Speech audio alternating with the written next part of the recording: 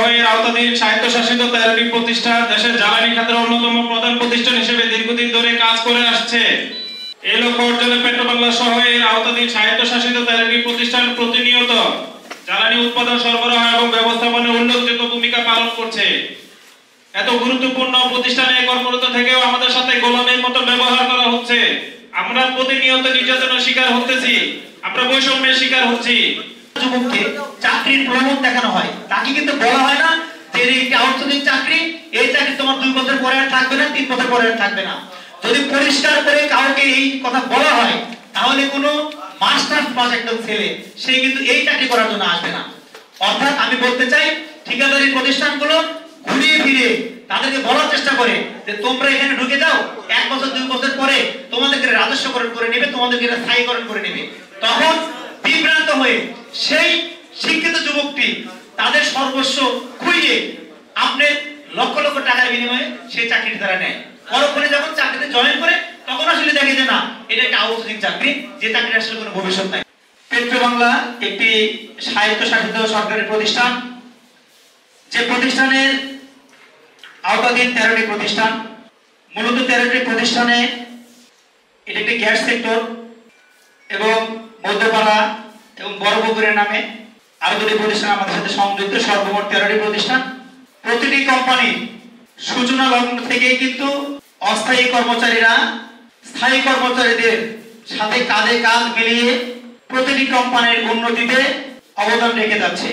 প্রতিটি কোম্পানি আজকে যে অবস্থায় অবস্থান করছে এর পিছনে যেমনি স্থায়ী কর্মকর্তা কর্মচারীর অবদান আছে, সমানভাবে প্রতিটি কোম্পানিতে কর্মরত অস্থায়ী যে সকল কর্মচারী আছেন, অর্থাৎ আউটসোর্সিং, দৈনিক মজুরি ভিত্তিক, মাস্টার রোল এবং চুক্তিভিত্তিক সহ অন্যান্য যে সকল অস্থায়ী কর্মচারী আছে তাদের কিন্তু সমান অবদান আছে। সকল আত্মত্যাগকারী ভাইদের রক্তের বিনিময়ে আমরা একটি নতুন স্বাধীন বাংলাদেশ পেয়েছি।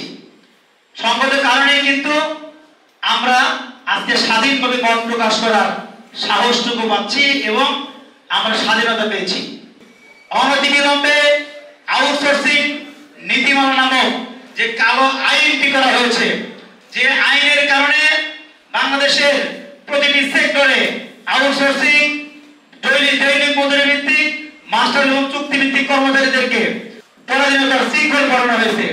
অনতিবিলম্বে এই কালো আইন অর্থাৎ আউটসোর্সিং নীতিমালা 2018 বাতিল করে স্ব প্রতিষ্ঠানে সকল অস্থায়ী কর্মচারীদেরকে অগ্রাধিকার ভিত্তিতে বয়স শিথিল করে স্ব কোম্পানির সাংগঠনিক কাঠামোভুক্ত করে আমাদেরকে নিয়োগ প্রদান করতে হবে। অর্থাৎ আমাদের চাকরি স্থায়ীকরণ করতে হবে।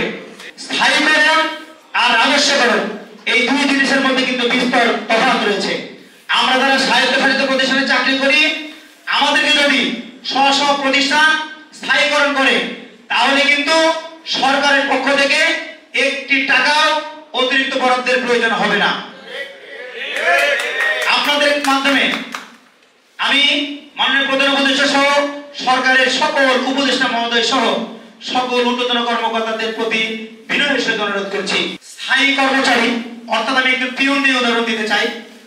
একটু স্থায়ী পিয়ন, প্রথমে উনি কোম্পানিতে লভ্যাংশ থাকেন, সেই লভ্যাংশ থেকে প্রতিটি স্থায়ী কর্মকর্তা কর্মচারীদের মধ্যে লভ্যাংশের 5% টাকা বন্টন করা হয়। সেখানে কোম্পানির একজন ব্যবস্থাপনা পরিচালক মহোদয় যে টাকা পেয়ে থাকেন, কোম্পানির সাধারণ একজন পিয়ন যে থাকেন ওই পিয়নও সমপর্যায়ের টাকা পেয়ে থাকেন। অর্থাৎ যদি আমাদের ব্যবস্থাপনা পরিচালক মহোদয় 5 লাখ টাকা পেয়ে থাকে, ওই পিয়নও 5 লাখ টাকা পান। পক্ষান্তরে একজন অস্থায়ী কর্মচারী যে থাকে তাকে কিন্তু 1টি টাকা প্রদান করা হয় না। কেন প্রদান করা হয় না? আমি আপনাদের মাধ্যমে জাতির কাছে প্রশ্ন ছেড়ে দিলাম। একই কর্মচারী 2016 সালে যে টাকা বেতন পাবেন, সেই কর্মচারী 2024 সালে এসে একই রকম বেতন পাবেন। এইটা কোন ধরনের নিয়ম? এটা কোন ধরনের বাংলাদেশ? এটা কোন ধরনের নীতিমালা? প্রতিটি স্বায়ত্তশাসিত প্রতিষ্ঠানের একদম টপ টু বটম যারা আছে তারা কি কি সুযোগ সুবিধা পেয়ে থাকেন আমি এক কথায় বলতে চাই।